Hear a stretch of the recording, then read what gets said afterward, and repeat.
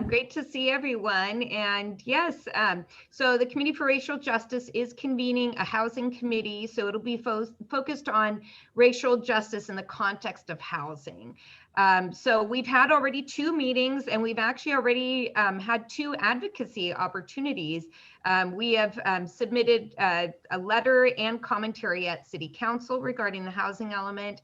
And we also submitted a letter of support for AB 721, which is a restrictive covenant bill. So we're out of the gates, you know. We really want to take action. We want to make change. So if you're interested in being part of the committee, we're just forming. We would love to have more participation. So I will drop my contact info in the chat for anyone who'd like to join. Thanks so much. Yes, hi, good evening, everyone. Angela Scott. One of the, and I'm speaking on terms of our education, so I'm giving you an education update. As many of you know, the city of Malibu has pressed forward with their intention. They've, unilaterally decided to move forward with its petition to the county to separate. They're calling it a unification, but it's actually a separate from our Santa Monica Malibu Unified School District.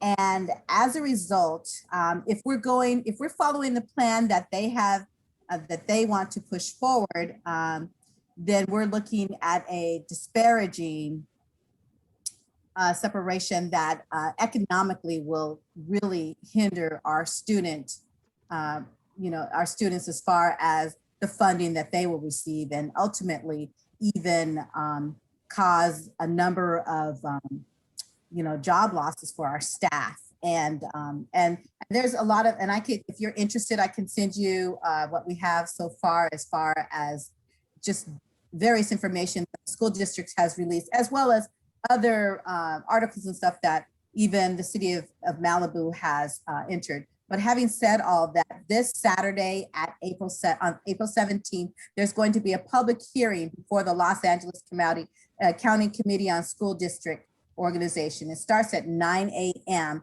and it's going to be a virtual hearing. So we would ask that who have students or family members that are in this district to attend the meeting and even speak up in the meeting. Talk about this inequity, because that's what it's really going to amount to at the end of the day when you talk about the demographics that are involved in this whole school, the school breakdown itself. If you look at even how our school district, yes, we share our taxes at this time, but again, the breakdown, and it's not just about the money, it is about the students and what happens when we do separate. And you think about the minority students who attend Malibu, maybe because their family, their parents work in Malibu. What's going to happen to them? Are they still going to be allowed to attend the school? And what type of support is going to be with those students? So we're looking deeper into that and what happens there, especially since we know that there are still issues that are occurring. And I say issues involving racism that is still occurring in that area, and we're trying to address that. But this quote unquote unification, divorce is only going to make those matters worse. So we're looking at all of that, and we just ask you to please plan on attending this upcoming Saturday at 9 a.m. to this public hearing. And like I said, I can forward you information if you're interested. Put your emails in the chat and just list education and add your email, and I will forward you information from the school district on just simple FAQs involved in the separation. Thank you. And from that, I will hand it off to Joanne. No, you were going to hand it off to Mark. Oh, I'm sorry, Mark, yes. Take it away, Mark. Okay, well, thanks, Angela. And it's always great to be among this group. So thanks for having me here. So Angela asked me to give an update on an ordinance that's coming before the City Council on Tuesday, and that's an emergency ordinance regarding police powers during protests. So there's a lot going on with this, so let me try to unpack it without taking up a lot of time. Number one, the police department met with a number of groups this past week to outline a very detailed plan after the verdict in the Derek Chauvin trial. There's a lot of concern that there will be protests around the country, and particularly here, that may get out of control, and the police have a number of plans in place to address that, including no leave for their officers, extra training, a plan to close entry points in and out of the city, and improved intelligence gatherings, and a number of other things. But this emergency ordinance, tactically, and it has been developed, as we understand it, between the police department and the city attorney's office, gives the police additional tools that are outlined in this ordinance as allowing people to engage in expressive activities, in other words, protests, without fears of violence and injury. There are some issues, and a number of people have brought forward about this ordinance. And I'll just go through them very quickly, because it could be a long list. Certainly what it does, it very carefully details what cannot be carried by protesters, down to the size of the stick that someone can carry, a long list of items that can be confiscated by police preemptively, although it leaves fairly silent, unless I miss something, how the process of stopping people, searching people for hidden items, and more obviously held items, can be done without, in fact, escalating issues. There's nothing in there about de-escalation.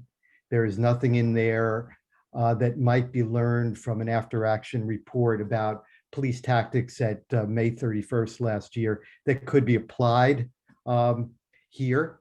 As a matter of fact, the emergency nature of the ordinance does not allow for, in effect preempts the OIR report, and even preempts in certain ways, in certain timing, the full operation of the police oversight commission to be established also Tuesday night, with people named by the city council.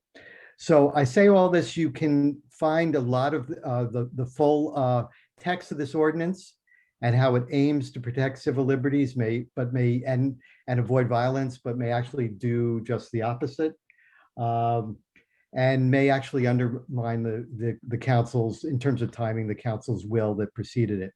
So I won't go into more detail. Just one last point. My friend George Brown, who was on the original Public Safety Committee, sent a letter to city council members that he shared with me that I think puts a very interesting lens on this proposed emergency ordinance. And what he basically said, and I'm paraphrasing him, and what he basically says is that built into this, and the emergency nature of it, is the presumption that the African-American community of Santa Monica will hold an out-of-control protest. That rather than having some kind of, planning some kind of event that might discuss, bear witness to the verdict, whatever it might be, it assumes the worst outcome and does not seize the moment to use this as a time for healing in this community, almost a year after May 31, as opposed to expecting the worst. And that does not say very much, in effect, about the African-American community of Santa Monica and the other citizens who may or may not have participated in the May 31 events or May 31 peaceful protest, and certainly have concerns about how we go forward in the current environment nationally. So that's sort of the general outline. It's controversial. People have very strong views on both sides, all sides of this. So I'm not urging a particular point of view, just trying to give you some information on what's coming on Tuesday. And I have dropped information. It's just a link to the upcoming city council section of the agenda that addresses that. So you guys can check on that link. And then it lists several other cities that we're looking at similar ordinances. So that's a fine comparison, if you will, of different ordinances that other cities have established as like I guess a litmus test into what we're looking at further. And from there, we will now move on to Joanne again. Finally, yes. Finally. Okay, I know we want to get to the speakers, so I just have a couple of quick things to say. And that is to reinforce what people have been saying about if you're interested in any of these arenas that we work and study in, education issues, criminal justice issues, housing issues, put your name and your email in the chat and indicate which you would like more information on. Because it's very important for the public to speak out on these issues, especially the one Angela talked about. Malibu is going to have a lot of people there talking about why they need to split from us. So if we can't find, if people aren't willing to come from Santa Monica to try to support opposition to that, it's going to be very unbalanced on that hearing on April 17th. So think about taking part in that. And also, if you're not on our Committee for Racial Justice listserv already, where you get emails about each monthly gathering, put your name and email in the chat and say you want to get the monthly emails. I also want to say real quickly that our next 2 months, the dates will be the first Sundays, which is our usual Sunday, and that will be on May 2nd and June 6th. We're still working on the May 2nd one, but we know that June 6th, George Gascon will be with us. And for those of you who don't know that name too well, he is the relatively new LA County District Attorney who's getting a tremendous amount of pushback for the reforms that he's trying to put in place in the criminal justice system. So that should be a very interesting gathering as well. And we invite you to come to both of the next 2 workshops that we have. Now, for our speakers tonight, as we, each of the speakers will be introduced before they speak, and we'll ask you to make little notes to yourself about what questions you have so that you save them until all 3 people have spoken. And then Robbie will facilitate the Q&A session for us. So I am fortunate, it's my distinct pleasure to introduce our first speaker this evening, and that is Mayor Sue Himmelrich. Mayor Himmelrich serves as special counsel, also in addition to being mayor, she serves as special counsel litigating cases at the Western Center on Law and Poverty. She attended Harvard University and received her Juris Doctorate from Columbia Law School. This lifelong Democrat has traveled across the country doing voter registration, voter protection, for former President Barack Obama, Senators John Kerry and Harry Reid, and many others. Her involvement in Santa Monica politics began in 2012, working with the Legal Aid Foundation of Los Angeles to protect longtime residents in Santa Monica's Village Trailer Park, who were threatened with evictions to make way for a massive development. She helped residents fight the evictions and enhance relocation benefits for 30 tenants, some of whom had lived there for more than a quarter century. That work eventually led to her joining the Santa Monica Planning Commission. Mayor Himmelrich has a deep commitment for affordable housing and has worked to adopt revised zoning codes.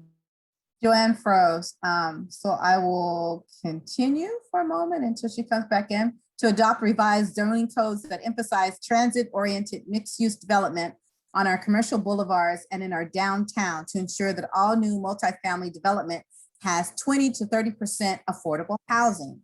Mayor Himmelrich says one of her most satisfying issues involvement is the role that she and her husband, Housing Commission Chair Michael Soloff, who's also our guest speaker panelist tonight, played in convincing Santa Monica voters to approve a half-cent sales tax increase to provide $16 million per year in new for our schools and for affordable housing, with half the revenue for each. Within the Santa Monica City Council, Mayor Himmelrich has introduced new ideas and programs, including creation of an audit subcommittee, registration of lobbyists, public posting of correspondence to the council on agenda items, amendment of the Oaks Initiative to make it enforceable, protections for Section 8 tenants, teachers, students, and displaced tenants, and more. Mayor Himmelrich, by the way, met her husband, Housing Commission Chair Michael Soloff, in a deposition. Of course, right? They married 18 months later and have 2 daughters together. And now, Mayor Himmelrich.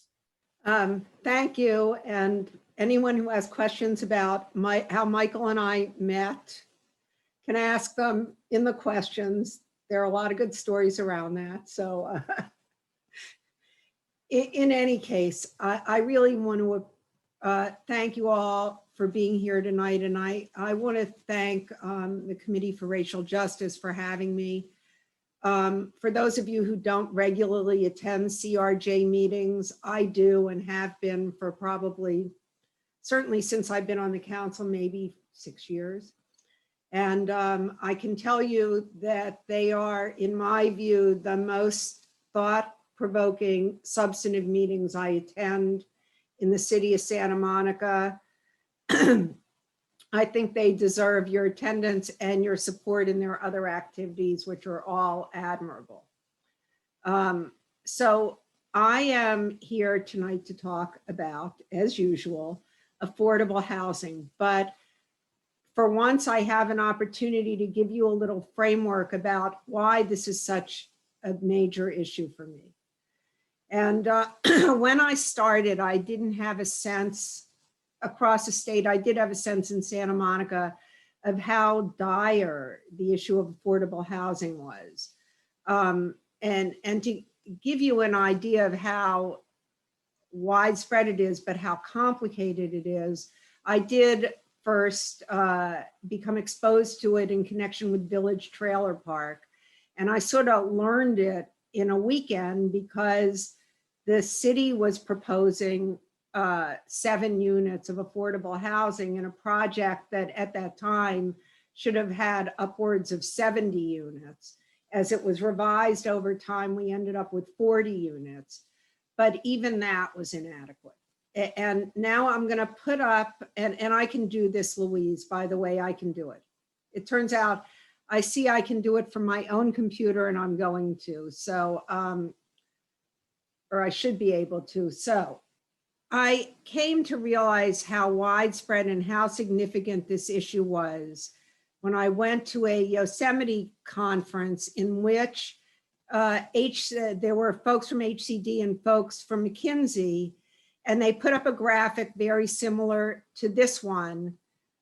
So yes, the HCD, and I apologize for this, but I think before the time, and can you go to the bottom of it, please, Louise? I'm sorry, I can't scroll. So if you look at this figure, and this was basically what they showed us at this conference. So in the state of California, we have a 300 unit surplus of units that are above what's required, what you need if you're considered in either moderate or low income categories.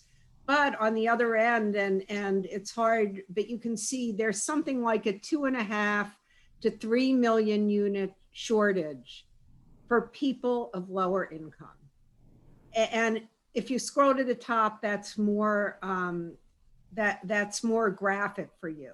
So in Santa Monica, this has been our issue. We make our market rate RENA targets every time. In other words, we have no trouble producing market rate units. What we do have a problem in doing is creating affordable units. And if you think about area median income, and I'm going to go back a little now. So affordable housing is defined in the state as housing that's affordable to people who are 80% of area median income or below. Area median income for a family of 4 in LA County and Long Beach, and and bear in mind, this is a family of four, $77,000. So that means that half the people in this area make less than that, and half the people in this area make more than that. You can see from this chart that we are really failing lower income people in our state. And I contend that we're failing those people in our city as well. And now, Louise, if you can put the lack of affordability graphic, the one that I had up before, up. So Whoa. in Santa Monica in 1999, so this shows the loss of affordability in Santa Monica. This is from a rent control board report. So in 1998, basically everybody at every income level could find an apartment that they could afford. And what market pressures have done to our city is in 2017, something in the neighborhood of 10% of people could afford the housing that was becoming available on the market, because the green line is all for basically above market housing. And this is what has happened to our housing market in Santa Monica. So last week at our city council meeting, we adopted a program that was different than the program that staff proposed. Staff wanted to have a program where the emphasis is on what we call inclusionary housing. In other words, what Angela was talking about, buildings that contain some market and some market rate units and some affordable units. Generally in the neighborhood of 80% of the units are market rate and 20% of the units are affordable. Well, you can understand why that doesn't work. But the other thing is that we are aware, and a lot of this goes back to 4th and 5th in Arizona and the project there. But so projects built on public land can be built for basically half the cost, excuse me, of projects built on land that we buy. And that's because we already own the land. So all you have to do is build the housing. So what the city council proposed last Tuesday was that we build 6,000 units of affordable housing on city-owned land. Now, up until this time, the idea that we could meet these RHNA targets was inconceivable, because we would have to build 30,000 units or in that neighborhood with inclusionary housing to build the kind of affordable housing the state was requiring of us. But using our own land, we can truly build this housing if we can get monetary contributions from other sources, i.e. the state that's imposing the requirement and purportedly is committed to affordable housing, and our county, which allegedly is committed to affordable housing.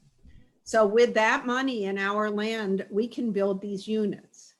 What they'll look like is a different issue. We don't have to say that. We don't have to say what level they are. But part of what this does is it opens up to people who have creative ideas about creating more affordable housing to create more affordable housing. And this harkens back to a conversation I had with Robbie Jones this morning about building for purchase housing, right? I understand that this is a big need, particularly in these meetings, and I've been to a lot of them. I understand that people want to own housing. And so this could be possible in this framework if we do it right. But again, I can't come up with all the ideas for building the housing, but I hope to be able to create a landscape where we make space to build it and we have a statutory framework to build it. So this is my goal. I think we can stop sharing the screen, Louise. And thank you very much. But my personal goal is to build as much affordable housing as we need, which, by the way, I can tell you today that if you look at overburden in Santa Monica, our households are overburdened. Over 4,000 households are paying more than 30% of their income. And my husband will correct me when he gets on, but I believe that it's 4,200 households that are paying more than 30% of their income to rent. And let me just say that when you're making less than $70,000 for a family, or would be less than $60,000 for a family of 4, you cannot afford to pay more than 30% of your income in rent. I'm gonna close it up there. I'd love to hear what you have to say. I will take your questions on anything, including what affordable housing really means, but I am gonna yield the floor and thank you again for having me. Thank you, Mary Himmelrich. And as we said earlier, we will be doing Q&A once everyone is done. Please submit your questions in the chat, and then we'll also circle back to you during that time. Next, we are going to hear from Housing Commissioner Michael Soloff, and I'm going to give you his introduction real quick. Michael Soloff is the current chair of the Santa Monica Housing Commission and has served as a member for the past 6 years. Mr. Soloff is also a co-chair of Santa Monicans for Renters' Rights and the vice president for membership of the Santa Monica Democratic Club. Mr. Soloff further is a business litigation partner in the law firm of Munger, Tolles & Olson, LLP, and for the past 15 years has devoted about 20% of his time to providing free legal representation to low-income tenants and tenants' rights organization. Mr. Soloff has received awards for his tenants' right work from the Legal Aid Foundation of Los Angeles, the Legal Services Corporation, the California State Bar, Tzek Legal Services, Public Counsel, and the Daily Journal Corporation. While serving on the Housing Commission, Mr. Soloff has advocated for increased funding for affordable housing programs, increased affordable housing requirements in new developments, dedication of city-owned land to affordable housing, creation and expansion of the Preserve Our Diversity written subsidy program, greater transparency in the expenditure of affordable housing funds, a public planning process for the expenditure of affordable housing funds, and greater emphasis on cost effectiveness in the expenditure of affordable housing funds, and full implementation of the city's affordable housing preferences for those who live or work in Santa Monica. Mr. Soloff has played a leading role in the successful campaign to pass measures GS and GSH, which increase the local tax to fund affordable housing and the public schools. And now we will hear from Housing Commissioner, Mr. Michael Soloff. Thank you, Angela. And let me just say 2 things. It's an honor to speak at CRJ. I have that honor once before. And I also want you to know that what Sue says, she says about CRJ is true. I have been hearing it every Sunday, once a month, that this is the most important organization in the city, and she learns the most there. So it's not just what she says to you, it's what she really believes. So let me see if I can share my screen, and I'm going to talk about what I think is the most important thing that we need to try and accomplish in the city with respect to housing. And that is, we have to find a way to provide housing that's affordable to our low-income residents and to our city's lower wage workers. I also want to say, and this is something that's going to be coming up, that I fully support the right of return concept that Council Member McEwen, first started, that will be coming back to council. And at some point, I would like to talk with this organization about the issue of how we layer that preference in as well. That's another reason why we need affordable housing in the city. And here's the actual statistics on the issues that Sue was talking about in terms of rent burden. So even prior to COVID, HUD was estimating that more than 1 in 5 of every Santa Monica renter households are both low income and pay more than 50% of that income for rent. That's 7,250 Santa Monica renter households. And that makes up more than 96% of all the severely rent burdened households in the city. That's those that pay more than 50%. And 4,200 of those severely rent burdened are extremely low income. That means they're making 30% or less of the area median income. So that's like making $25,000 or less, and they're paying more than half of that for housing costs. How are they supposed to live? So that's shameful. And then 1 in 3 renter households in the city are both low income and pay more than 30%. So that's in addition to those who pay more than 50%, and those are considered rent burden. That's over 10,000 Santa Monica renter households. And that makes up more than 73% of all rent burden households in the city. And we have over 5,000 extremely low income households in the city. That's people making 30% or less, $25,000 or less for a family of four, and paying at least a third of that, more than a third of that for housing. Again, how are they going to live? It's shameful. And it's something that you know, I'm sure this group knows, but I think a lot of people in Santa Monica don't realize. And quite frankly, a lot of people in the world that sort of perceive Santa Monica as this rich place where only rich people live, and there isn't that. We have a lot of low income people who are suffering really a lot right now, and these are the ones that are housed. And here's just the actual graphic of the statistics that you can see there. One of the things that's important here is that directly is now feeding into the problem of homelessness. You know, sort of in the olden days, people thought of homelessness principally as being driven by, you know, people being released from, from institutional settings who might have mental illnesses, drug addictions, things like that, a lot of that. And there's still obviously that portion of it. But what we found now, this is again pre-COVID, that even though we all voted for Measure H in the county, and there's a lot more money flowing in to try and address the homelessness situation, and we're housing more people who are unhoused than ever before. And the problem is we're creating more homeless people than ever before, and at a faster rate than we can even house people, so that the population is growing. And you can see, this is from the Los Angeles County Homeless Count report, that they're pointing out that, again, this is prior to COVID, that 2/3 of the people in, you know, that they were counting in January of 2020 were experiencing homelessness for the first time, you know, in the prior year, so in 2019, and almost 60% of them said economic hardship was the cause. And that's not surprising when you have so many low-income people paying so much of their income for housing, you know, that just one slight, even if people can keep that up, one slight problem in their life, you know, interruption, emergency, extra expense, and they can't pay the rent and they end up on the streets. And this is just to point out that the problem is not just in Santa Monica. I mean, this is statewide. And that's important for two reasons. One reason why when we take this advocacy outside of Santa Monica, we're making the same points.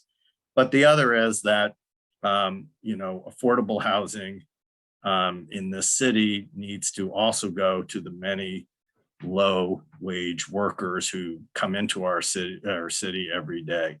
We need to address the folks who are here, but we also have an awful lot of people who are working in our restaurants, or working in our retail, or working in our hotels that are facing these same situations. And those folks are in the industries that provide most of the revenue that all of us who live here enjoy. The services we have are funded a lot by the transit occupancy tax and by the sales tax.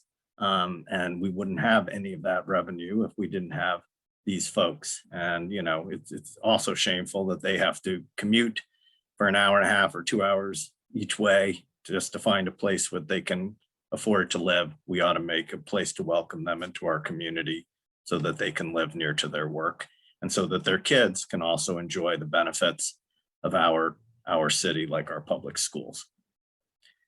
So what we know doesn't work for this portion of the population is trickle-down housing.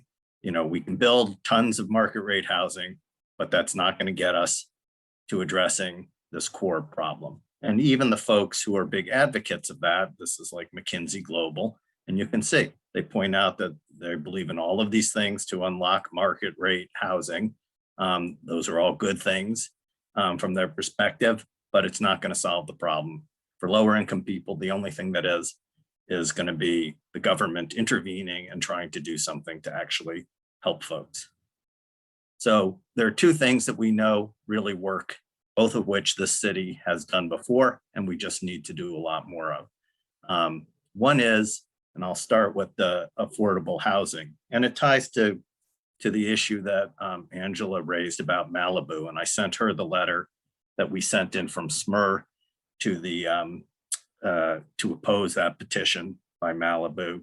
And one of the points that we make in that letter is, there's a much greater diversity in the school system in Santa Monica of the people who live here than there is in Malibu. I'm not saying that we look like the rest of LA County. We don't. The high cost of housing here is one of the principal barriers on the entire west side of Los Angeles to anybody coming here. And because of the historic effects of systemic racism and the like, it disproportionately affects people of color.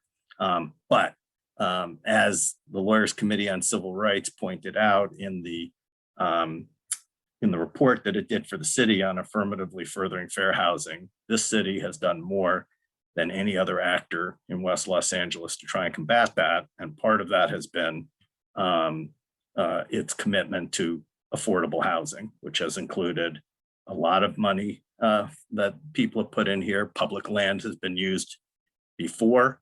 CCSM has been an incredibly important part of that. We have Tara here, and I think we have Patricia here tonight, who's on their board.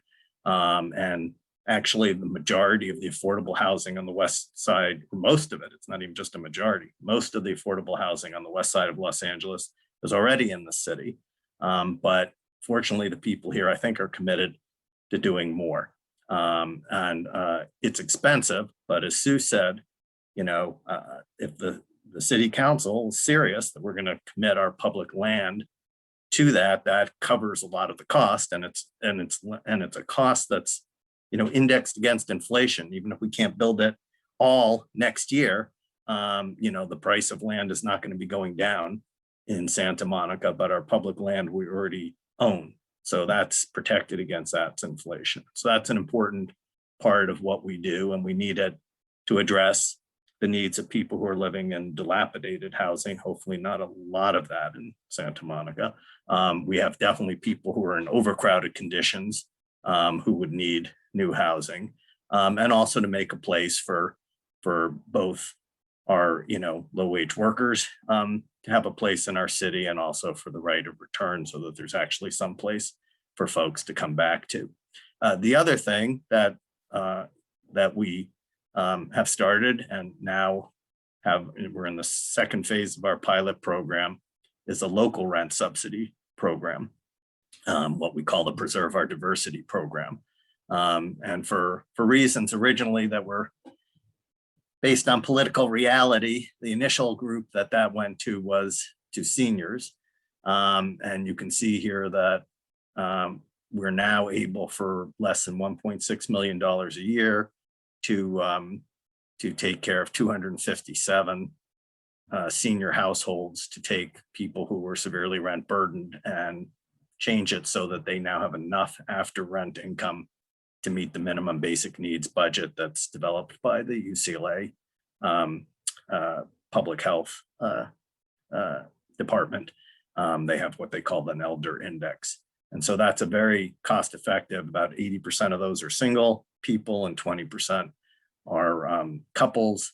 And so we're probably helping about 300 people a year for 1.6 million. And some of us, like myself, are pressing council. We'd like to see that program expanded beyond just seniors, so that we can help address more of those folks who are extremely rent burdened and already living here. So what do we need to do that? It's money. And obviously measures GS and GSH were a start. And this, I don't think I need to tell this group, but I sometimes like to read this because, the difference in people's lives between where, one of the people who wrote a letter in the very initial pilot saying, I can now buy luxuries like paper towel. I just think it's really important for people to understand what it really means for someone to be low income or extremely low income and paying more than 50% of their income in rent, what that really means to their lives, and how much we can make their lives better by doing that. this is just, we're 100,000 people here in Santa Monica. We can do only so much. We need support from the state and the county and the federal government. As I point out here as well. But, we're working very hard now with this commitment from the city to use our public land. We're working on a bill. SMER and Move LA has sponsored a bill with Senator Ben Allen in Sacramento, which passed its first committee to try and set up a structure whereby, the city and the county and the state will all match each other for affordable housing as a way of generating money. There may be new tax initiatives, ballot measures and the like to do that. But I wanted to talk a little bit about Section 8 because I know that's important for folks here. And the issue, President Biden campaigned that he was going to fully fund the Section 8 program. Right now, in Los Angeles County, it's about 30% of income qualified households receive vouchers. Apparently nationwide, it's less than that. It's only like 25%. So in other words, we have another 70 to 75% of people who should be receiving Section 8 vouchers, but there isn't enough money to go around. So they're not getting them. And, I hope he's going to be able to keep this campaign promise, but we're not there. We're not there yet. At least in the infrastructure bill, they are talking about deeming affordable housing as infrastructure and spending money there. And that could be another source of money for us to build affordable housing on our public land here. But as to Section 8, here's the challenge in Santa Monica. When I first got involved, excuse me, on the Housing Commission, in addition to the question of, discrimination against households and the like, which the city took the lead on in banning, and actually now the state has banned it as well. So the law is very strong that you shouldn't be allowed to discriminate against people based on Section 8. But apart from all of that, rents are so high here in Santa Monica that for for when you get a new apartment, that when I first got involved, the maximum amount that the federal government will allow us to pay under Section 8 put us in what's called the 5th percentile. That meant 95% of the rents for new housing in Santa Monica was higher than the maximum amount that the federal government will let us pay under the Section 8 program. And at that time, Tony Vasquez was the mayor of Santa Monica, and Sue and he both were in Washington, and Ted Lieu arranged for them to meet with HUD to make the case. And our staff wrote a fantastic letter with all this detail making the case that they should grant what's called an exception payment standard. In other words, let us pay a lot more. And in fact, we have now that was successful, and we now have a higher maximum amount we're allowed to pay to landlords under the Section 8 program than almost anywhere in the United States. They didn't give us any more money, so that meant we could fund fewer vouchers, but they at least did that. But even that at the time only put us in the 40th percentile, which still meant that 3 out of every 5 apartments in Santa Monica, the rent was higher than the maximum that the Section 8 program would allow us to pay. And so that helped some, but of course, rents have continued to go up. So we're no longer even in the 40th percentile. So that's a huge problem in terms of people finding it. The city tried, we had a pilot program called the House Program, where we actually were going to pay landlords a $5,000 bonus if they would take a Section 8 recipient into a market, rate apartment. And we also had some other things to help on some credit protection and things like that. It was not successful. The city also allows in rent control units, if the amount that's paid under Section 8 is higher than the rent control amount, that we can pay the Section 8 amount, and it won't violate the rent control law. But even with all of that, it's just not been very successful. So the Section 8 program, I think, has sort of 2 functions for us. One is right now, its best and most effective use is some of those 7,250 extremely rent burdened folks who are at least already in housing, because the way they're surviving there is that they're in longer term rent control units. So the rent is lower than the current market rate. And the Section 8 program, can probably cover what's needed there, even under this payment standard. In addition, the landlord can't pretend that they have any other reason for rejecting the voucher than discrimination on Section 8 basis if the tenant's already living there. So they pretty much have to take those. The other is, I'm hopeful that President Biden really will come through and fully fund this. And if they do, then I think our local rent subsidy program role will switch. It won't be filling the gap of all of these people who should be getting Section 8 vouchers but aren't. And so we're having to step into the breach. But then maybe we can use our local rent subsidy program to, cover on top of what the maximum amount is that the Section 8 program will pay, so that people can actually get into private apartments. But right now, that has not yet happened. So I think with that, I'll just close by saying, there's a huge amount to do here. There's more than the resources that exist right now. The need far outstrips that. So we have to use the resources we have as intelligent we can, and we have to increase the resources in the city. And, if this public land is committed, that's, hundreds of millions of dollars that's being committed there. But we have to get help from the county. We have to get help from the state. And we have to get help from the federal government. And I'm hopeful that things are changing some. And also the fact that we're putting up will put pressure on them to put up as well. So with that, I'll pass it on to our next speaker, and I look forward to your questions. Thank you, Mike. That was really insightful. I know we're going to have probably a lot of questions for you too. I'm going to hand off to Robbie, who is going to introduce us to our next speaker. Okay. Good evening, everyone. This is great.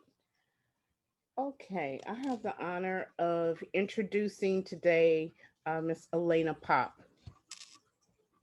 Elena Popp is a social change activist. She has been involved in the women's rights, LGBT rights, Chicano rights, economic rights, and peace and justice movements since 1976, when a UFW workers spoke in her high school history class about Proposition 14.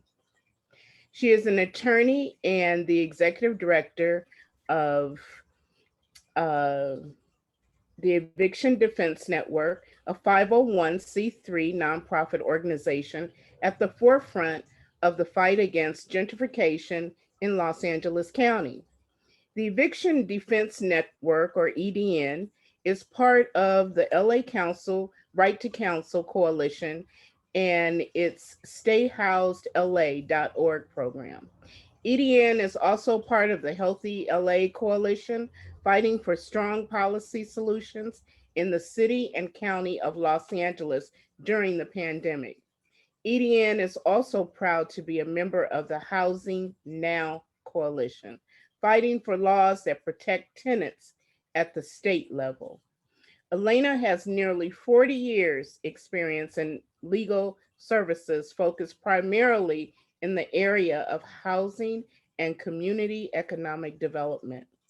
Elena wants to be a teacher when she grows up and follow in the footsteps of Claire Goldblum, who asked her to represent Julius and Ethel Rosenberg in a mock trial and turned a pepster into a serious social change activist, a woman after my own heart. Let me introduce to you, and maybe those of you who are on know her already, but Miss Elena Popp. Hi, everyone. I want to start by apologizing for not turning on my screen. I have been sick and I am laying down and it's not a pretty sight. So we're going to do this with just the PowerPoint. Thank you for the introduction and thank you for the honor of speaking with Sue and Mike, who I respect tremendously. Mike and I were on a Court Connect hearing the other day, and it was great to see him there too. So my job is to talk about what happened to the tsunami. And this is a screenshot from a presentation that I developed in the early days of the pandemic on how to stop an eviction tsunami in 4 easy steps.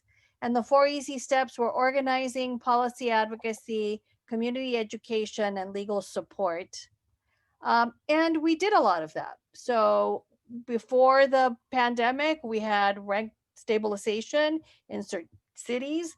Because of the pandemic or during the pandemic, we have fought for what, when I'm in public settings, I talk about a very weak patchwork of protections that are inadequate. And they are inadequate in so many ways. They were inadequate for people who got locked out on Friday and on Thursday, and people who will get locked out tomorrow.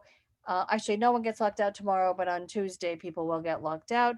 So the protections that we've gotten, which are protections at the state level, 40 of our 88 local cities have protections. The county law, if it's stronger, protects, and then the Center for Disease Control order. That patchwork of protections has actually lowered the number of eviction filings, and I'll talk to you about that in a minute. So that advocacy resulted in saving, not starting, but on April 6th or 7th, Chief Justice Kantil Sakuye gave us what we called Rule 1. Rule 1 is the closest thing we got to a moratorium on evictions. It allowed eviction filings, but the court would not issue a summons. Without a summons, the court has no power over the defendant, and hence there is no way to proceed unless the tenant, not knowing their rights, goes in and files an answer, in which case the court then acquires jurisdiction or power over the defendant. The result of this rule was a decrease of over 90% in eviction filings in LA County. I will show you those statistics in a minute. It was effective. It was effective. But then the governor decided, well, the judicial council got sued twice. And so there was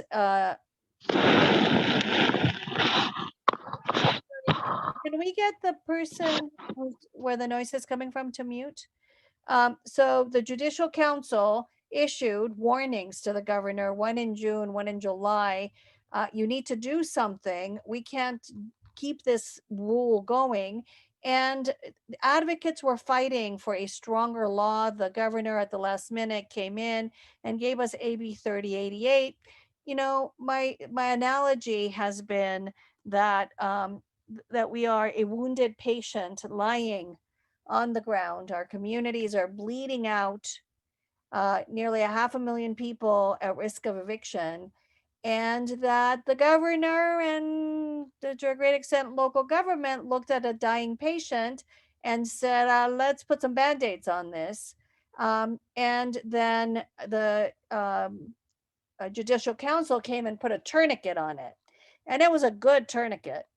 It didn't deal with the infection, meaning the debt. That was still there, but it stopped the bleed. Reduction of 90% from pre-COVID numbers for the months that Rule 1 was in effect. So the governor then comes in, Rule 1 gets lifted September 4th, and AB 3088 imposes a prohibition on eviction filings for non-payment of rent until October 5th.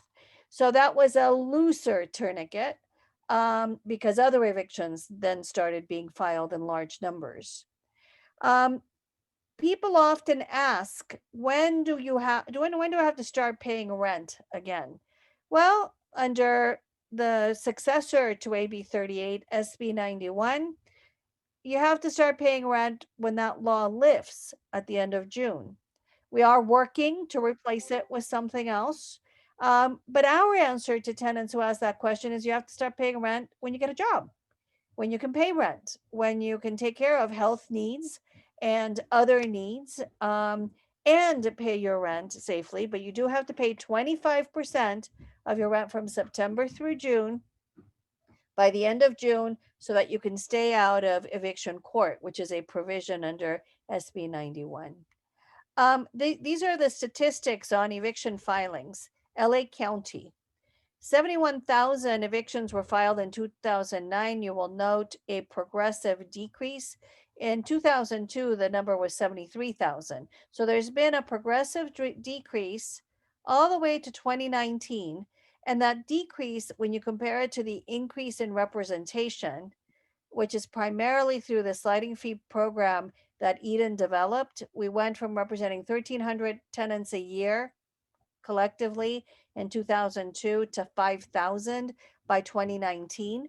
And when you increase representation, eviction filings go down because it's more costly for landlords to file evictions, and because the bogus evictions disappear when tenants have lawyers. So that had been going down, but look what happened in 2020. We went down to a little bit under 14,000. And if you look at the monthly comparisons, the average in 2019 was 3,181 a month. And look at how these averages went down. By April, we were down to 526, and that includes 7 days before Rule 1 went into effect. Then it goes down, down, down, down. And then we have the lifting of Rule 1 in September, but there's still a ban on non-payment of evictions until October 5th. And then October, they shoot up. And I'm sorry for the exclamation mark, but that's a little under 1,000. And so the average number of filings in 2019, 3,381. During April through September, 370. June, July, and August, 355. These are the 3 months where Rule 1 was completely in effect the entire month. And then now that Rule 1 is lifted, we're seeing this increase. When people ask us, when do I have to pay my back rent? The answer to that is, it depends on who you ask. The governor says you have to pay your back rent effective, you have to have it paid by August 1st. Local electeds say it's whatever date we told you, right? So County of LA is 12 months after the state of emergency ends. City of LA the same. I'm not exactly sure what Santa Monica's is, but each of the local jurisdictions that has a law said you have to pay the rent X number of days after we say the state of emergency ends. There is this preemption language in SB 91. If you ask 10 stay housed LA attorneys when tenants have to pay the rent, you get 10 different answers. I'm actually taking the more conservative view. I think there is a serious preemption issue and we need to get rid of it in legislation so that people have some time to come up and breathe before they are sent to small claims court. The diagram on your screen I created for myself so I would not forget to check every single possible defense. These are all the laws that protect tenants right now, and who they protect against what and what the requirements are. And we have a full-on 2-hour presentation that explains all of this that I will invite you to, and the links are in the slides. The point of the slide is to say they create a safety net. A safety net that doesn't quite look like this one, it looks more like this one. People are falling through the cracks because we're in the middle of a health crisis, an economic crisis. Nearly 500,000 households are unable to pay the rent. Landlord harassment is on the rise. I compared September figures to pre-COVID figures, and the number of people that report to us that they are being harassed has increased by 1,532%. If you take away harassment that only is phone and text and about the rent, then it's 352%, which increase, which is still outrageous. Illegal lockouts are on the rise, 75% higher than pre-COVID. And we don't all live in jurisdictions where all you have to do is call your city attorney and you get support in getting people back in. In LA, in most of the county, in order to restore a tenant to possession, we have initiated something called rapid response, where we literally send people out, 5 to 10 or 20, and they put the tenant back in. And then the landlord calls the police, because if the police arrive and the tenant is out, the police tell the tenant, this is a civil matter, sue your landlord, and there aren't lawyers to file these lawsuits. So we need to get the tenant back in. If the tenant is in, they tell the landlord, this is a civil matter, kick the tenant out through the eviction process. Instead of just enforcing the law, it is illegal to lock out a tenant. That's different in Santa Monica, by the way. I cut my teeth in Santa Monica. I lived in Venice, worked in Santa Monica, and I often tell people the stories of tenant gets locked out, you call the city attorney sends a cop car to pick you up and take you to your client's house, and the city attorney is in the car too, and then they tell the landlord, let this person back in, or we're going to prosecute you for breaking the law. And that's how it should be. The COVID laws are very confusing. They have a lot of steps that people have to take, which also creates this problem with people falling through the safety net. And they have these, they're for 2 months and then another 2 months, which creates a lot of anxiety for people, since we don't know if they're going to get renewed. And then lastly, there is not enough legal assistance. So my analogy in the presentations is we are a ship in a storm. We are taking in water. A lot of the passengers have fallen in the water, and most of the lawyers are doing search and rescue. So now that you are connected to our little system, please remember, you have to come to the webinars and ask your questions here, because we don't have time to ask your questions in between the webinars. You will all have my cell phone number and the digital device and the hotline number, so that you can call it in an emergency, but use it only for an emergency. Because if you call it during the day, it's the equivalent of bringing a passenger that's fallen overboard onto the ship. We're trying to get them up, and you're throwing a bucket of water in our mouths instead of helping us to do the search and rescue. We're expecting people. I just added a webinar. We have 4 now a week, Tuesday, Thursday, 2 on Saturday, where we explain the laws, explain their rights, explain everything, and then do one-on-ones with people. It's a way to build community, and it's a way to get people connected with each other and connected to organizing, but it's also a way for us to be able to monitor cases without spending a lot of time on the phone with people. I want to make sure people stop using the word moratorium. There is no moratorium. There has never been a moratorium, and it confuses the general population. I have people who have sat on their rights until the sheriff was dragging them out because they thought they were protected by a moratorium. Nothing stops the service of notices or the filing of evictions. And if you don't use these laws to protect yourself in court, the sheriff will come and kick you out. And we have not been able to stop them from doing that. This is a sample of our version of the declaration you have to use to get to stay out of eviction court. You can get this on the State House LA website.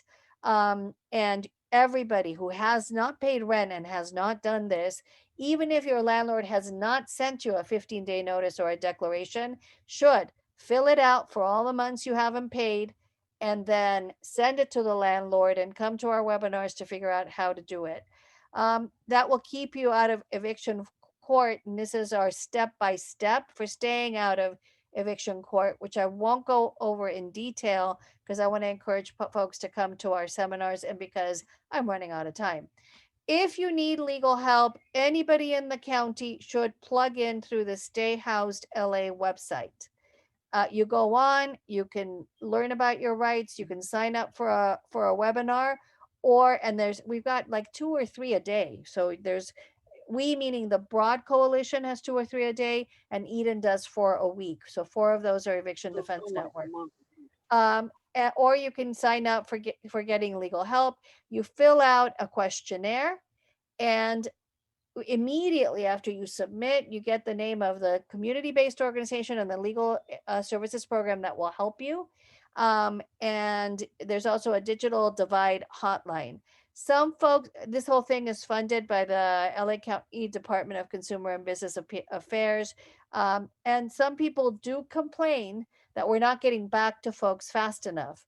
I will admit that Eden is, if you are not in eviction court or are not being illegally locked out, we are sending you an invitation to the webinar. And if you can't get to the webinar, I don't know. But we have a digital divide hotline, and we need people to take responsibility for get educated, because myself, my own inbox is 250 emails average a day. And that doesn't include all of my other staff. The need is greater than the resources. This slide shows what Eden is doing. So we're representing tenants in the Moss Court, Pasadena Court, and West Covina courts. To get services from us, you go to edn.la, fill out an eviction prevention form, wait for a response. You have to already be in court for us to open the case.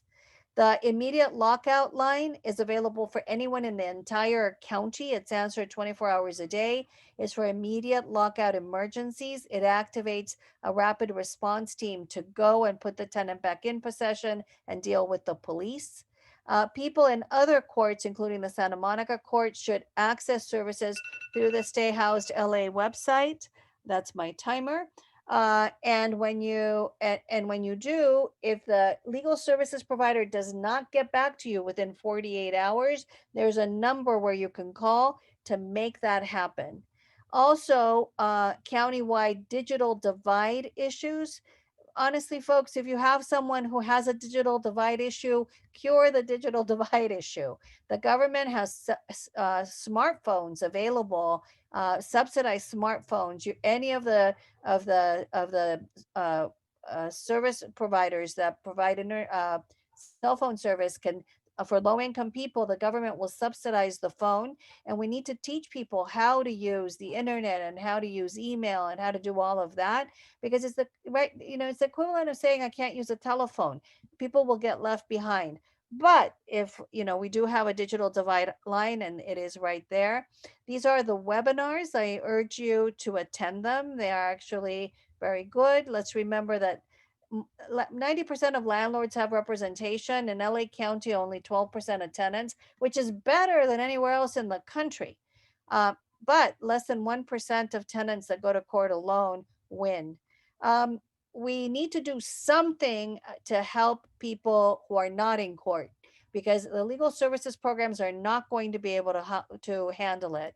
The Access LA program is the idea of training lay people in existing organizations to do hand-holding, advocacy, negotiating with the landlord, and to do it under the supervision of lawyers. If you want to know more about that, you can ask during the Q&A. We are implementing that program in what we call the NELAC Coalition, Northeast LA County, the communities that feed into the West Covina and Pasadena courts. And with that, I will close, and thank you very much. Thank you, Elena. I'm just excited. This is really good. Robbie and I are going to be tag teaming on our Q&A list of folks that have signed up to us already. And I guess we will start with Charles Adeyaba. He had a question. Charles, would you like to ask the question, or I can ask for you? You can ask the question because it's in the chat somewhere. Okay, And I forgot what it was. I'm so sorry. No, you're fine. You're fine. Thank you. Okay, so this question is for Mayor Himmelrich. Charles would like to know, what is your role in the Santa Monica Airport land? Is that public? Is that land public owned, or is that something that we can consider as, parcel to use for affordable housing? So thank you for the question. And a lot of people have been asking that. And please tell me you aren't Hal the West was one who keeps tweeting about this. So somebody keeps tweeting about this. The airport is off limits at least until 2028. We have a consent decree with the federal government. And in addition, we have our own measure that brought about that consent decree, a measure called LC that said that we can't make any use of the land for other than a park unless it goes to the voters of Santa Monica. Sue Millman asked the question, how will the city protect homes sold to individuals as affordable or low income so owners don't sell and profit take? So I answered Susan in the chat. I've known Susan forever, and I just want to give a shout out to Elena, who I adore. I've been on so many of these programs with her. She's fantastic. I mean, she was in the Santa Monica courthouse for years, and I adore her. Actually, in Santa Monica, I think it's LAFLA that's servicing the program. Elena, is that right? Anyway, I believe that LAFLA is the Sorry, agent- it's LAFLA and Bethzetic Legal Services. Right, so you'll be directed to them should you call the LA County number. But in any case, the way that these deed restricted for purchase units work is that they have a limited resale price, and it's limited by formula. And as Robbie and I were discussing this morning, the problem is that most people want to have for purchase so that they get the benefit of the upside of the market. And when you buy, whether it's a limited equity co-op or you're in a land trust, there are various different ways of basically getting to the same point. You do not get the kind of profits that you get on the private market. You basically cash out at where you came in. What it's meant to do is provide more housing for more people and not to give any particular person a windfall as a result of getting this housing. I personally have misgivings about for purchase housing because I think that when you have, it would create so few units unless we come up with a different model than the ones I know, that it would become in essence a lottery for very few people. And how do you decide who wins that lottery? When you're, so as I also said to Robbie this morning, I'm concerned about pushing the most affordable housing in the shortest time out to the people in Santa Monica who need it today. So this is more complicated. For purchase is more complicated. We know how to do the rental. We know how to do 100% affordable housing. So our focus right now is on that, I believe. Craig Ali, when the city looks at affordable housing creation, is it restricted to certain areas or does it take an overall view of the city's boundaries? Anybody? Sure, I'd be happy to address that. But let me also first give a shout out to Elena. She is the most dedicated tenants' rights warrior that I have met in my time in Los Angeles, and she's remarkable. I'll also say that on Tuesday, I'm going to be having a meeting with representatives from Legal Aid, Bethzetic, Mental Health Advocacy Services, and the City Attorney's Office in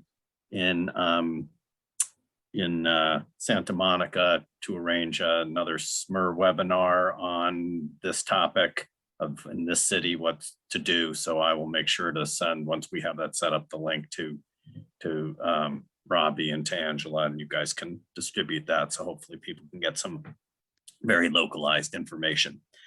In terms of affordable housing in the city, R1 neighborhoods, because they're zoned for single family homes, don't accommodate affordable housing, but every other area has had affordable housing, and there is affordable housing throughout the city. There's actually one of the criteria in the that the city uses is to try and disperse affordable housing, and there's actually considerably more than I think people understand located in other neighborhoods. I think there's a perception that all of the affordable housing in the city of Santa Monica is located in the Pico neighborhood, and that's just not true. In fact, I sent to the planning staff something I had someone put together for me, which I have not proved, so I can't guarantee the 100% accuracy, but sort of dividing the city north-south, north of Wilshire, north of Colorado, north of Pico, and below that, and then also east-west with Lincoln. And there is significant affordable housing throughout the city. I will say for myself, well, let me say two things. One is in the listening and learning mode from being at this organization at times and the Santa Monica Democratic Club Diversity Inclusion Committee, I understand the importance of acknowledging the history of what has happened in this city and everywhere else in America in terms of redlining and the like. And so I understand the value of that. Let me also say that and you heard in my introduction, I'm focused on cost effectiveness, that when I first got on the Housing Commission, and it was at a time when, because the state had taken away the money we had been using, the redevelopment money, we had very little money in the Housing Trust Fund. There was a project to put affordable housing in the Sunset Park neighborhood. And the city, to carry out this goal, but they spent something like $6.6 million, and it was going to help 10 people. It was 10 single person units.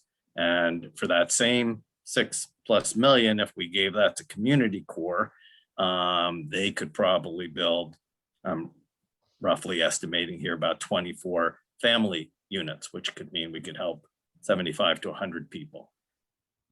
In an ideal world, you know, I would like to accomplish all of these things, but when I see 7,250 Santa Monica households that are severely rent burdened and low income and the like, I do think it's important to get as much help to people immediately as possible. So I think we do both, but I think that the motivation of more recent locations has been one of trying to help as many people as possible with limited funds. So hopefully that's an answer to the question.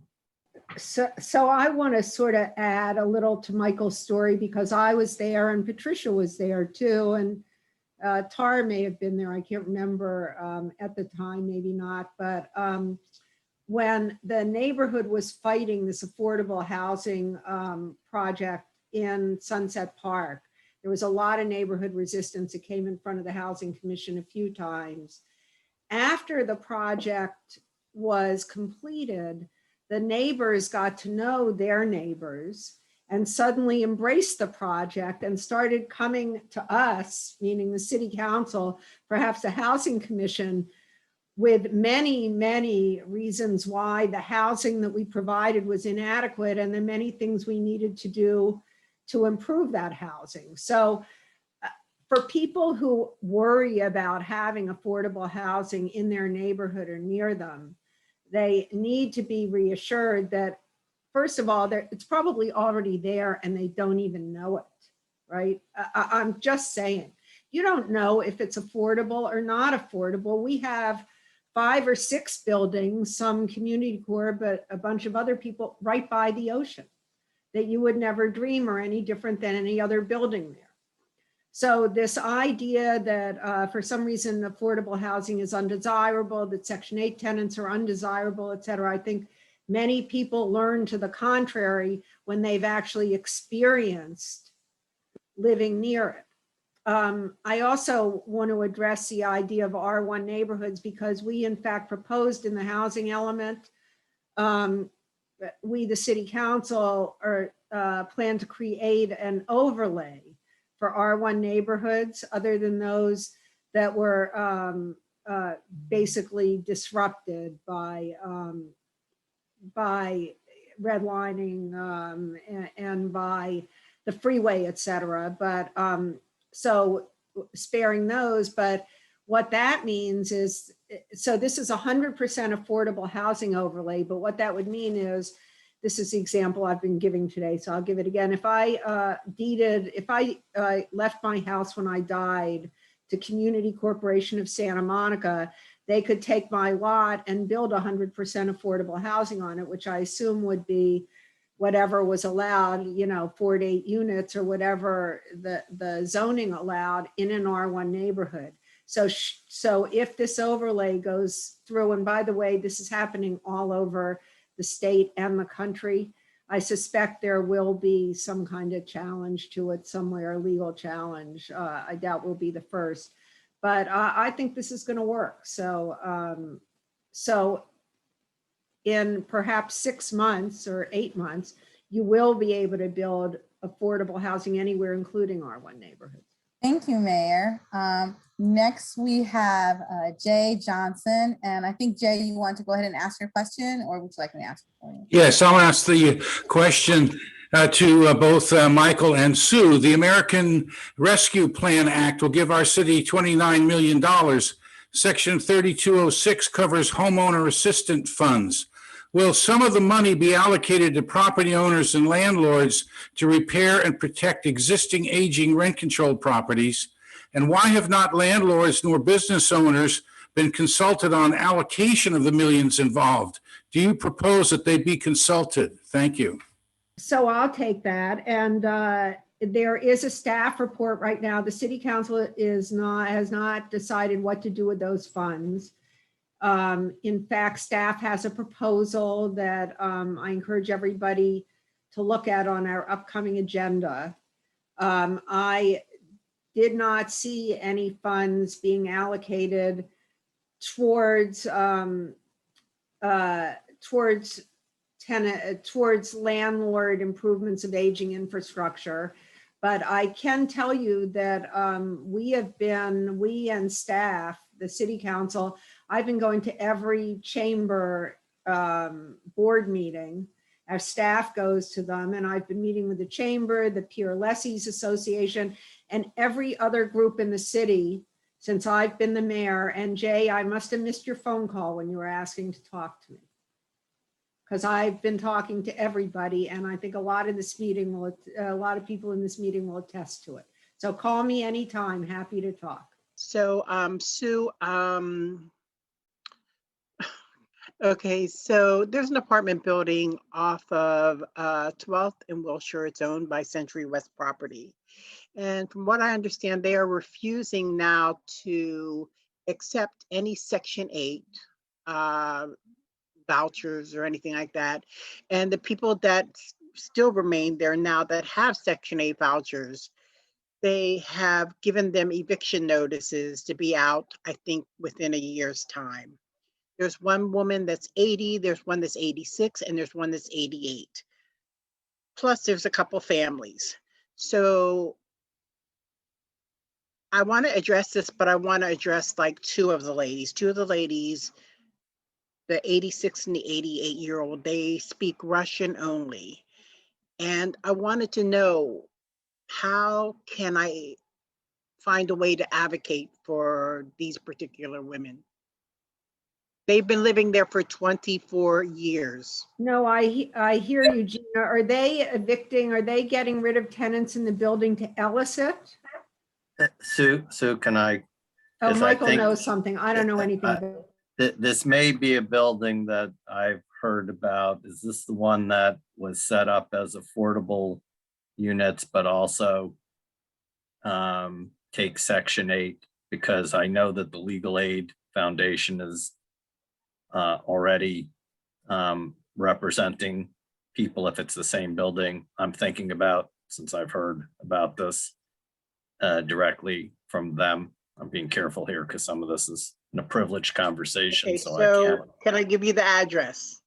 Yeah, I think it may be one that that's already, and if these folks aren't already in contact with the legal aid folks, then they should get in contact with them, and they will. Yeah, but they don't speak English. They're up in age. So how do I advocate for them? The most effective thing, I think you heard from Elena, people who don't have lawyers lose. So the most effective thing you can do for them is get them connected with a lawyer. So if you put the the address in the chat to me, I will double check and see if it's the one that's already there. And then what I can do is, if you also give me your contact information, I can pass that on to the folks at Legal Aid who are working on that building, if it's the one I think of, and they can talk to you about how to best advocate. And Legal Aid has the capacity to talk to them in Russian. We use something called Language Line. Okay. And Gina, it sounds to me as if they're doing something with the entire building, but if nobody's talked to the city attorney's office, you should talk to them. Yeah, I was going to send a letter just to represent them. I mean, I don't mind representing the whole building, you know, and talk about all the 6 units that are being evicted, but I know. If it's the same building we're talking about, there's already communication with the city attorney's office. So let's first see Okay, if it's the same one that's so- already I moving here. just said it to you, so. Give me a smile. Give me a smile. Y'all know how this goes. Wait, I have a question, Gina. Yeah. How do you talk to them? If they speak Russian, how do you talk to them? Well, usually I'm bringing them food and groceries and stuff like that. So they're like, my daughter. So I just confirmed that is in fact the same building. And there are definitely legal aid lawyers on the case in this and whatever. So I'm gonna, if you give me your email address or the like, I can put you in contact with them. Yeah, and if you get back in touch with me too, I want to say something to you as well. Sure. From Craig Hamilton. Craig, you want to do your question, or would you like me to just read it? I can just read it, Robbie. Okay, it's for Sue or Michael. If in Santa Monica, we're going to produce 9,000 to 10,000 units of housing in the next 10 years, what do you think is the best mix of affordable, low income, ownership, market rate, etc., that would do the most good in your opinion? For Sue and Michael. So let me start, Michael. I don't think we need to produce 10,000 units. And that was part of the idea of using city land. I think that this mandate of 6,000, 6,100, I should say, affordable units and a couple of thousand market rate units was really meant to create more market rate housing. I don't believe that this is a completely straightforward process, but we've been mandated about concerning how much we must produce during the next 8 years, including how many units in each category. Now, we know that we're going to produce the market rate units. We've never had a problem. We have had a problem with producing moderate units, i.e. units that support people who make between 80 and 120% of AMI, right? That would be a category that's hard for us because we get no federal or state, there is no TCAC tax credits for that, and there are no federal subsidies for that kind of housing as the system currently works. Michael and I have talked to at least one provider who specializes in this area and could produce a certain specialized kind of unit. So the kind of unit that when people say to me, why can't my children live here, right? This is where your children could live if we were to build it. So, or if somebody was to build it. So I think that our current target should be to meet the RENA goals, and that with respect to the market rate, this gets us into another topic, but so many people who live in this city or don't live in this city have a place here and a place somewhere else. They have 2 houses, 3 houses, 4 houses, right?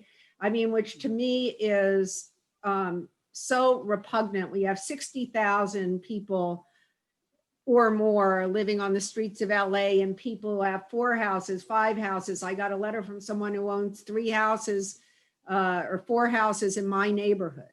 So look, I mean, we all know this is a committee for racial justice, but forget it. This is just a justice issue. There is something wrong here.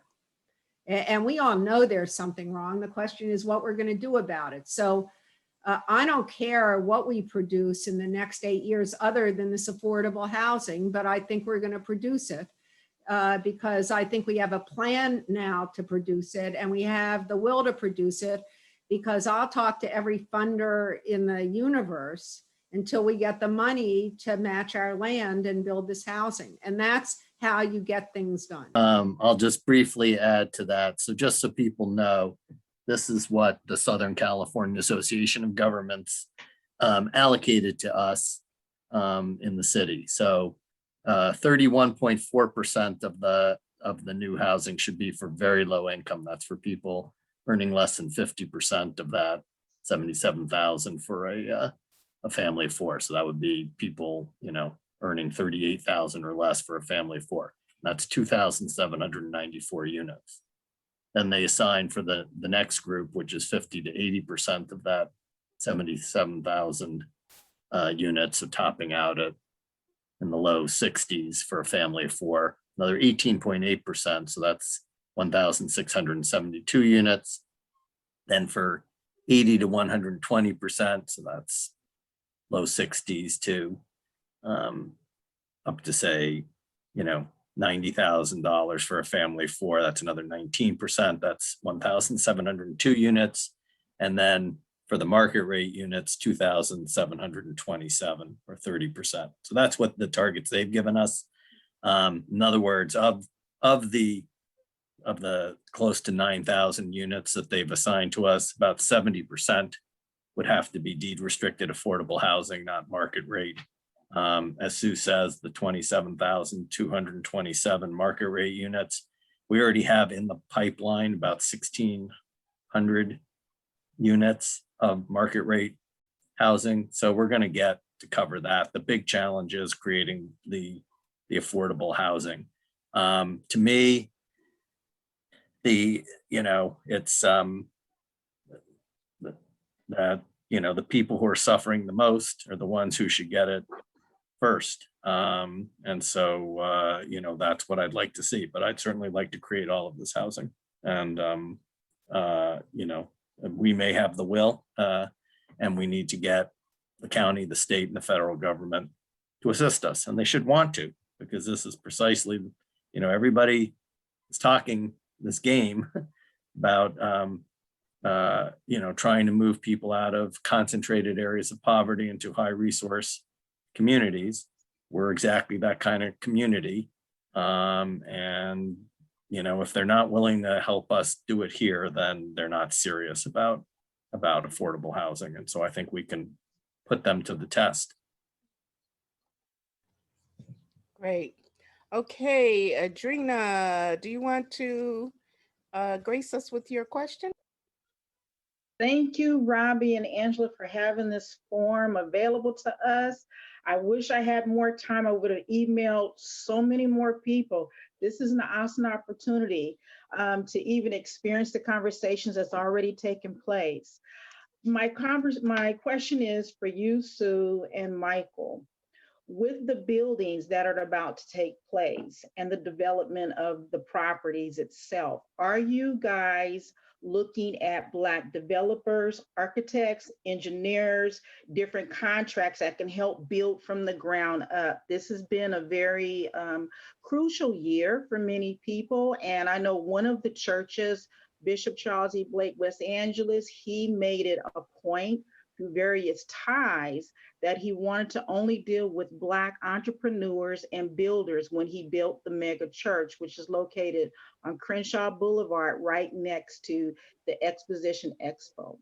So we are in the city. So let me just say, one of the odd things about the city of Santa Monica is that while the city council sets policy, I definitely, and Michael has had this experience too, as the chair of the Housing Commission, we are kept at arm's length from operational decisions, including who the contract, I mean, the city council ultimately approves it, but most of this is really done by our professional staff. So what you're talking about, and we talked about in connection with the Miramar and the project there, and Tara's here too. I think that we could, although I wonder, again, I'm in a little bit unsure ground here because we're a government. I think that we are under rules that were not, as we all know, repealed by Prop 16 in the last election. And these rules govern how we favor, don't favor certain contractors, et cetera. I am not firm or strong on the law around that because it's not something. I agree that it should be done, and we thought it should be done on the Miramar project at the time, but there are legal constraints on what we as a city can do. Just have to say that private operators can do different things than we can do. And I'm not sure what the constraints are, but I wholly support your sentiments. And certainly we are trying to do that sort of thing through our business recovery program. Okay, thank you. If I could add to that. So first of all, I completely agree with your sentiment. One of the things that was most shocking to me personally after George Floyd's murder and refocusing everybody's attention at my law firm, people sent around readings so that we could all come up to speed. And the thing that was shocking, most shocking to me, I mean, I was aware that, you know, there was disproportionate policing to people of color and whatever, but the thing that truly shocked me and that I feel terrible that I didn't realize is that basically my entire life, there was zero progress in closing the wealth gap between Black people and white people in this country. And I didn't know that until then. And I feel ashamed that I didn't know that, but I didn't. And that was shocking to me. And that, you know, college educated Black people had less wealth than high school educated white people in America. And so the whole idea that education is the opportunity, you know, the ladder to opportunity and whatever. So it really shocked me. And I remember thinking that as hard as it is going to be to address the other issues, it's going to be even harder to address this issue because there really is no reason for anyone to feel like they're losing anything from, you know, fair policing and not being racist and whatever. But when you start talking about how we're going to address wealth gaps, it's going to require steering resources in certain ways. I only say this as a prelude to, I had, you know, discussions with Kristen McCowan about this because I felt very strongly that I'd like to see us do that. We were hoping that Prop 209 would be repealed so that the government would have more latitude, although there are federal restrictions. She told me that, you know, the city of LA has some form of program where while you can't, you know, give preference in the way that was being asked in this question, where you could at least assure that, you know, Black owned vendors would be in a position to compete. And anyway, so I've had some discussions. So I think there's more the city needs to do in that area. But it's going to be constrained by, unfortunately, these legal limits that are there. But it's a very important thing that you raise. So I wish I had a better answer for you, but that's what I understand from looking at it and talking with Kristen. Well, the good thing is, and I just want to say thank you again, the good thing is law is in place because of us, we the people. We place the laws, we registrate for the laws, we are very proactive on the laws. So it's us people, us residents, all the way around from city to city, to state, we're the ones that implement laws. So we are also the ones to change the laws.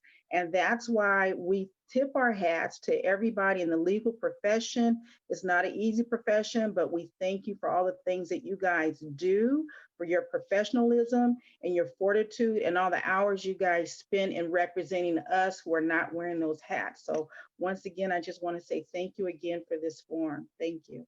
Okay, Elena has me putting some things in the chat regarding COVID tenant protections. I put that, Elena. You didn't ask me to put that, but I did. And then also I'm gonna put the slides from the Eviction Defense Network workshops. I'll put that as well.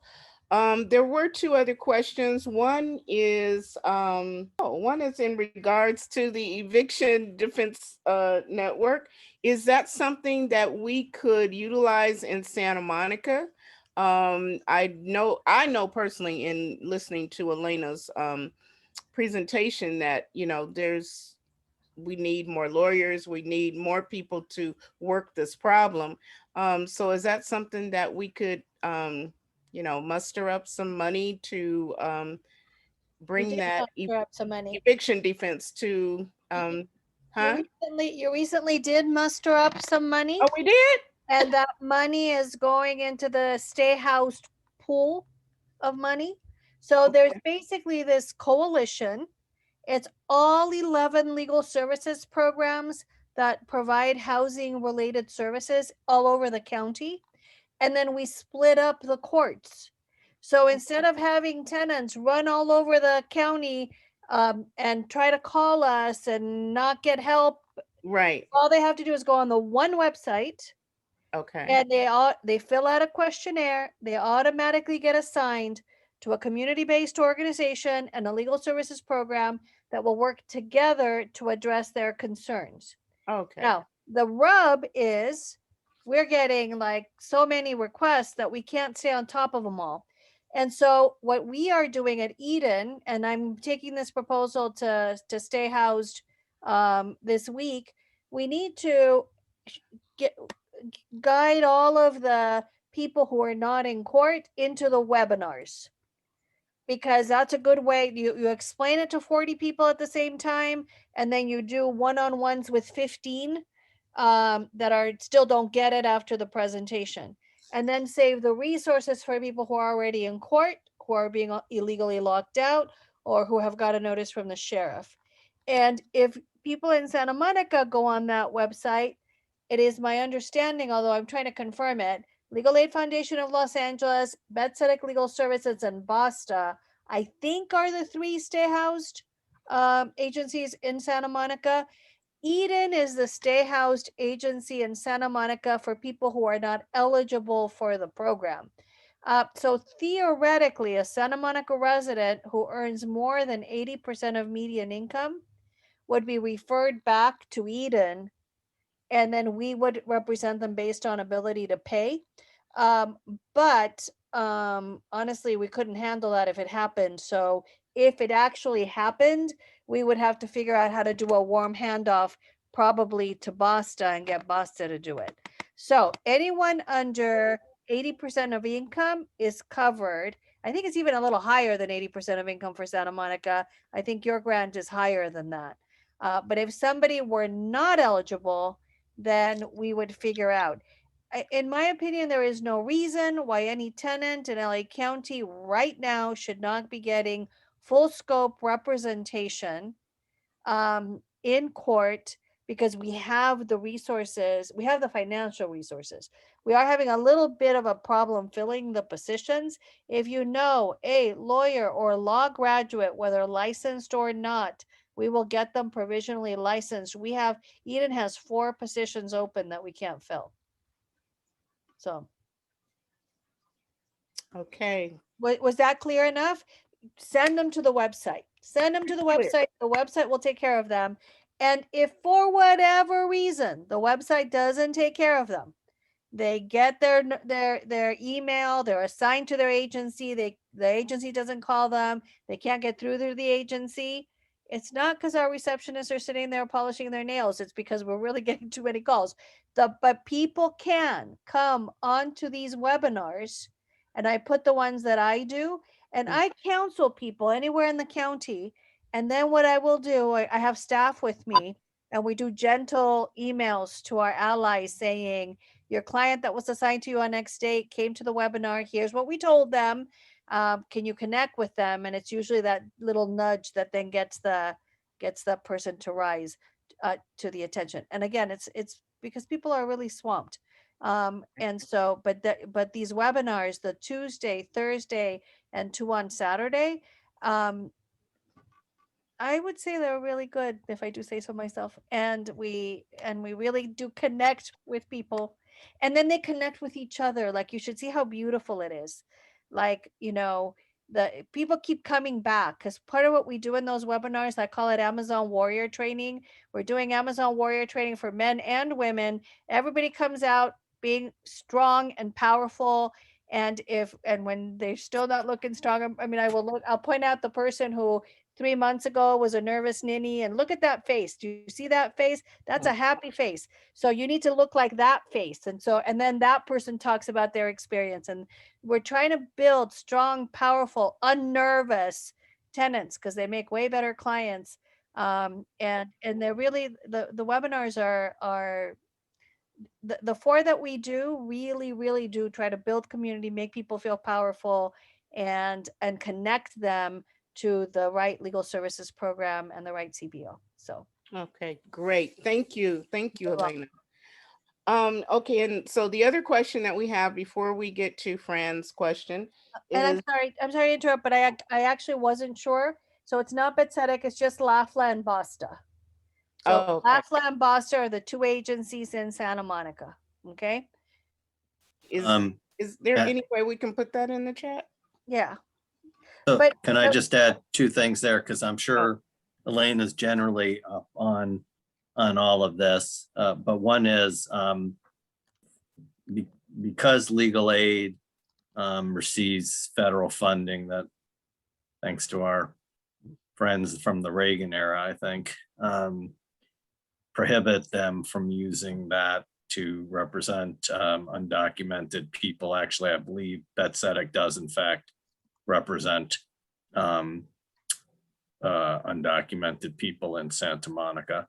And then the other thing I wanted to add is that, and unfortunately I don't know the answer to this, but the city has just literally last week started a pilot program on right to counsel, and has a new contract with LAFLA about that program, which is on top of the one that had been going on before, and I'm not certain what those are. So again, as I mentioned, I'm hopefully going to be learning about this for the SMER webinar, and I'll pass that back to you so you can let people know. But for right now, you should definitely be following what Elena said about where the cutoffs are, except that Betsetic will help undocumented people in Santa Monica.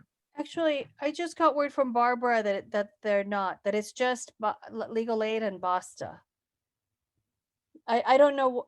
I thought it was Betsetic too, but I texted Barbara Schultz just to make sure, and it's LAFLA and BASTA for now, but BASTA is representing people for free, and as part of the Stay House program.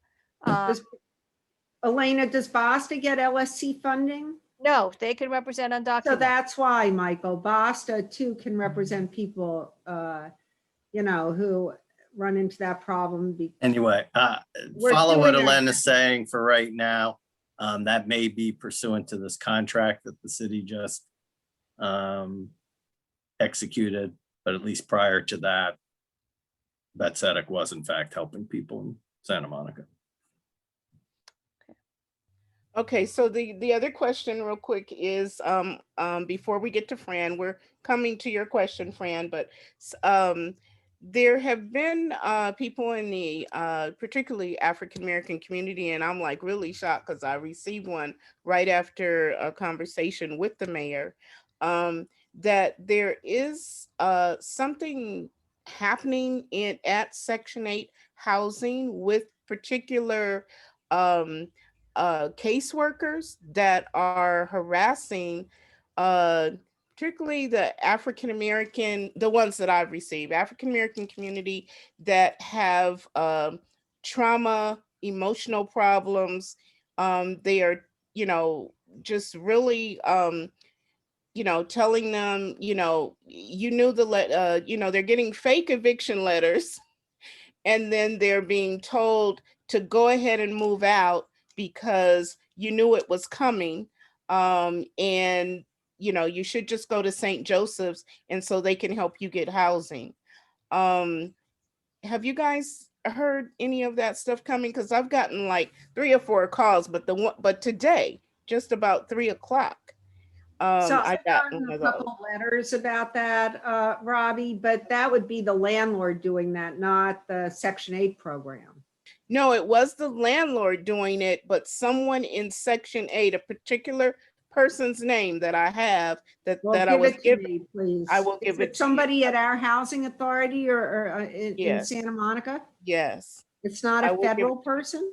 I don't know, but I'll give Just it. send me the name. I will. I'll look into it. I will. Okay, thank you. Okay, so last question, I do believe is from Fran. How much affordable housing is currently under construction and how much are in the planning phase?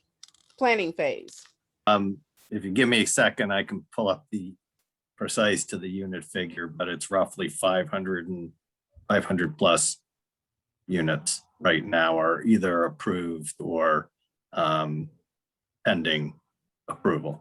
So is anything in construction or it's just on the board? Tara might be able to do it, but I know they're about to break ground on a new project since I received an invitation to go to the virtual groundbreaking. So Tara And might I'll be be best there able too. So everybody. to, Is there anything in construction now that might be wrapping up, or this is all not even groundbreaking yet? We have 2 buildings under construction, one at Lincoln and Pacific, and then one on 14th Street between Pico and Michigan. And then the one that Michael just referred to is breaking ground next week, actually. Yeah, and the Greenway Meadows that opened this week, I found it very unusual that there's 39 units there and there's no parking. I don't understand how that got accepted and where those people are going to be parking on 14th Street. And now they're breaking another one next door to it, but I understand they'll have parking. Right, Greenway Meadows does have some parking, not 1-to-1, but we do have some parking. No, they're saying they're not giving it out and it's only for the people that work there. So that's not correct. well, they're giving a lot of incorrect information out, community core. So, and this is all coming from the city list, city housing list. Everything that we're talking about this evening is from the city housing list. Yes. yes. Thank you. Well, Hey, Robbie, can I say something real quick? sure. Yeah, I had a question. Yeah, but I think yeah, go ahead. Keith. Oh, I'm sorry, I didn't see it, Keith. That's Yeah. okay.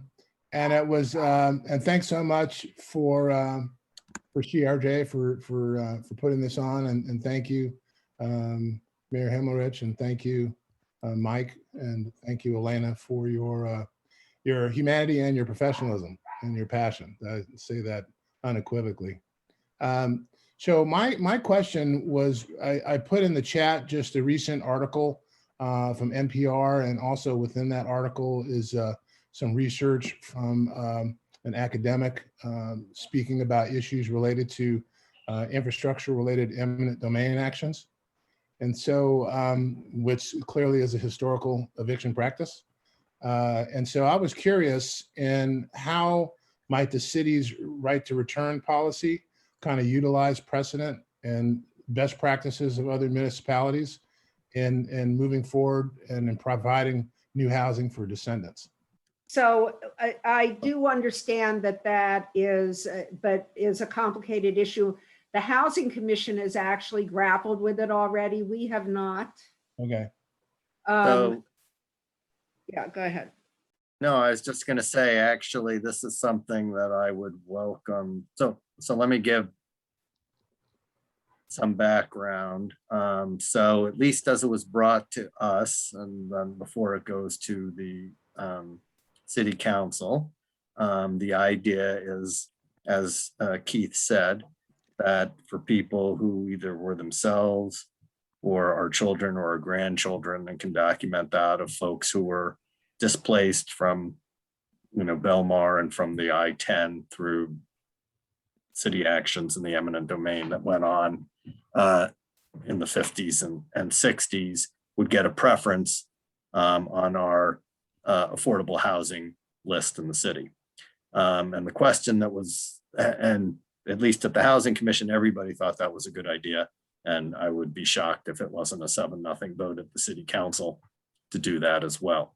The difficult question, which unfortunately, because the Housing Commission has been largely mothballed during COVID, so we heard about it in a meeting and didn't have the luxury of talking about it, thinking about it, and then coming up with a more thoughtful response at a second meeting, was how do you marry that preference with the other preferences that the city has? And the city's preferences right now are that if you were living in Santa Monica and you were displaced through no fault of your own, which is typically the Ellis Act, sometimes it's owner eviction, owner occupancy eviction, you could get on the list and you would have first preference, the idea of trying to keep people who are here from having to be driven out of the community. And then the second preference is anybody who lives or works in the city. So that includes people who are living in rent burden situations or overcrowding situations or whatever here in the city who need that, and also those low wage workers who aren't doing so much for us. And so the question that we were presented was, should the preference for folks who were displaced or are descendants of people who were displaced in the 50s and 60s be in that sort of first category, so that those folks would come ahead of everybody who already lives or works here, or not? And that was in a very limited time we had to do it. It was a very close vote. It was 4-3. 4 people at that time thought, yes, they should get preference over everybody else. And 3, which included me, I will say, did not think that was the right way to go. But my concern is that, and we don't know, it could be 5 people or it could be 1,000 people. And we only have so much. I hope we build this 6,000 units, but we don't have that kind of units coming online or the like. My own personal thought at the time was some form, which I've been giving thought to, of trying to give some of those folks preference so that they would not have to wait below all the people who've already signed up who live and work here, which is already probably a few thousand people. That would make no sense either, but some sort of sharing of those opportunities as they come up. But I'm very interested in hearing what people think about that. And I'm particularly interested in hearing what groups like this think about it. I think it's a very difficult question, and it goes to some of what I was talking about before, that once you start trying to redress historical racism, which we absolutely need to address, but then we have to start balancing those things. So I actually would love to hear from folks here. I've spoken to folks at the Santa Monica Dem Club Diversity and Inclusion Committee, hear what they think. I hope to speak to the Black agenda about this and whatever, not because I'm the decision maker, because I obviously am not. I'm not elected to anything, but I am involved in several political organizations in the city. And when I have to cast my vote of what I think we ought to advocate in front of the city council, I really want to understand what folks think about the right way to balance those preferences. So I put that question out to all of you, and I think that's now scheduled to come back to council on May 11th is the current date. So there's some time people can think about it, but I would welcome an opportunity to speak with anybody about that, to hear people's thoughts about it. Great. We look forward to those conversations at Black Agenda, particularly, and I'm sure CRJ as well. We need to get some resolve to these situations regarding housing. We need to get a handle on it, a big handle. Not that we're not already doing something, but I'm sure we need to do more. Anyway, if that's it, everybody, guess what time it is? So one little clarification. So Sure. I texted Barbara Schultz and my original answer is correct. The three agencies are LAFLA, Betzetic, and BASTA. It depends on what the income of the person is. LAFLA and Betzetic are doing the county grant, which would cover anybody at 50% of median or below. LAFLA and BASTA are doing the new Santa Monica grant, which would cover the higher income people. And there's also a City of LA grant, which would not affect Santa Monica residents, but would cover LA City residents in the Santa Monica court. But so it is all three agencies doing the representation in the Santa Monica court. Okay, thank you, Elena. Thank You're you. welcome. Okay. We usually close out our CRJ workshops with something inspirational, something strengthening, something that ties us and binds us together. One of our favorite is the Asada Shakur chant, which goes something like this. And I'm gonna let you guys decide if you want to scream or you want to say it real quiet or you want to whisper it. But it goes like this. It is our duty to fight for freedom. And you don't have to say it yet. I'm just going to tell you what the words are. It is our duty to fight for freedom. It is our duty to win. We must love and support one another. I like to say protect and support, but support one another. We have nothing to lose but our chains. So I'll say it and you guys say it after me. Everybody turn on their mics, please. Thank you, Elena, for putting it in the chat. Thank you. Thank you, Elena. You're amazing. I love it when a team comes together. Okay. It is our duty to fight for freedom. It is Our duty to fight for freedom. It is our duty to win. It is our duty to win. We must love and support one another. We must love and support one another. We have nothing to lose but our chains. We have nothing to lose but our chains. Okay, you guys sound a little lethargic. I'm going to pump it up a little bit. 2 more times. It is our duty to fight for freedom. It is our duty to fight for freedom. It is our duty to win. It is our duty to win. We must love and support one another. We must love and support one another. We have nothing to lose but our chains. We have nothing to lose but our chains. Okay, Mayor, get used to some letters from some of the landlords because I'm about to shout. That's okay. It is our duty to fight for freedom. It is our duty to fight for freedom. It is our duty to win. It is our duty to win. We must love and support one another. We must love and support one another. We have nothing to lose but our chains. We have nothing to lose but our chains. Ashe. Good night, y'all. I hope somebody Thank you, guys. Thank you for Thanks having for us. having us. Feel better, Elena. Thank you. Yeah. Yes, feel better.